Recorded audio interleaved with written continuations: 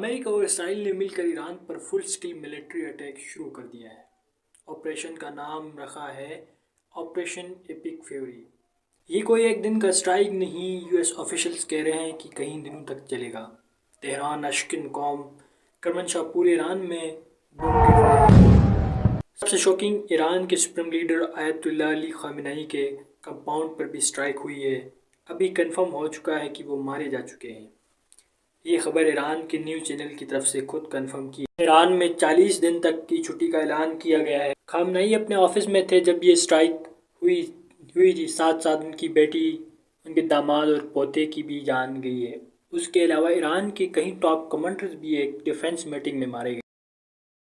Trump نے کہا ہے "the people that make all the decision most of them are gone".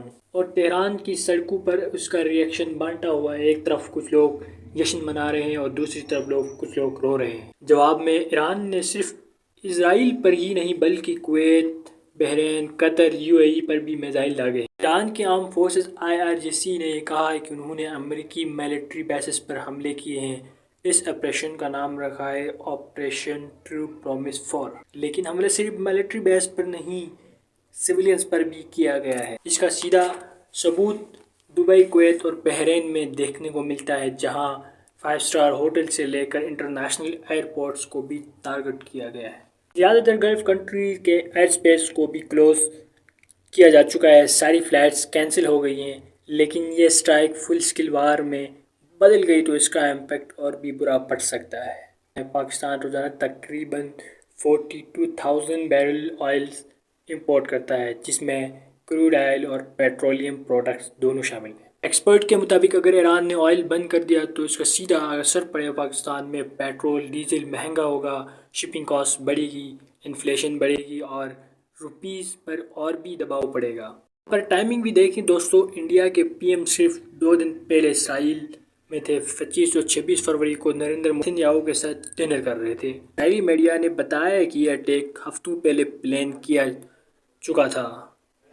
اسی حوالے سے کانگریس کے لیڈر نے سوال اٹھایا ہے کہ نریندر مودی کے فرینڈ نیتنیاہو نے ایران پر اٹیک کر دیا۔ لیکن اس پوری سچویشن کی ایک دل دہلانے والی بات یہ ہے کہ ایران کے ایک اسکول پر بھی اٹیک کیا گیا ہے۔ ایران کے شہر مناب میں ایک لڑکیوں کے پرائمری اسکول پر بھی بم گرا ہے۔ کم سے کم 100 بچے مارے گئے ہیں۔ یہ دن کے قریب ہوا جب اسکول بھرا ہوا تھا۔ اور حیرانگی کی بات یہ ہے کہ اسرائیلی ڈیفنس فورس نے یہ ٹویٹ کیا ہے "Israel has the right to defend itself". آئیں دیکھتے ہیں کہ اس پوری سچویشن کے پیچھے کیا ریزن ہو سکتا ہے۔ شروعات ہوئی دسمبر 2025 میں جب ایران کی اکانومی کولیپس ہوئی، کرنسی 40% گر گئی اور کھانے کے دام 70% بڑھ گئے۔ ایران میں ہسٹری کے بڑے پروٹیسٹ شروع ہوتے ہیں۔ ایران کی سرکار نے اپنے ہی لوگوں پر گولیاں چلوائی۔ اسٹیمیٹڈ 300 سے زیادہ لوگ مارے گئے۔ ٹرمپ نے رسپانس میں کہا "help is on its way". Middle East 2003 کے عراق وار کے بعد سب سے بڑا بلڈ اپ کیا، لیکن فیب کے شروع میں یہ لگا تھا کہ شاید سچویشن ٹھنڈ پڑ جائے گی۔ اور اسٹرائیک سے صرف ایک دن پہلے عمان کے فائنانس منسٹر نے یہ کہا تھا کہ یہ جو پیس ڈیل ہے امریکہ اور ایران کے درمیان، یہ ود ان ریچ ہے۔ Peace deal is within our reach۔ یہی دن بموں کی برسات ہونے لگ جاتی ہے۔ واشنگٹن پوسٹ کے مطابق یہ اٹیک مہینوں پہلے پلان کیا جا چکا تھا۔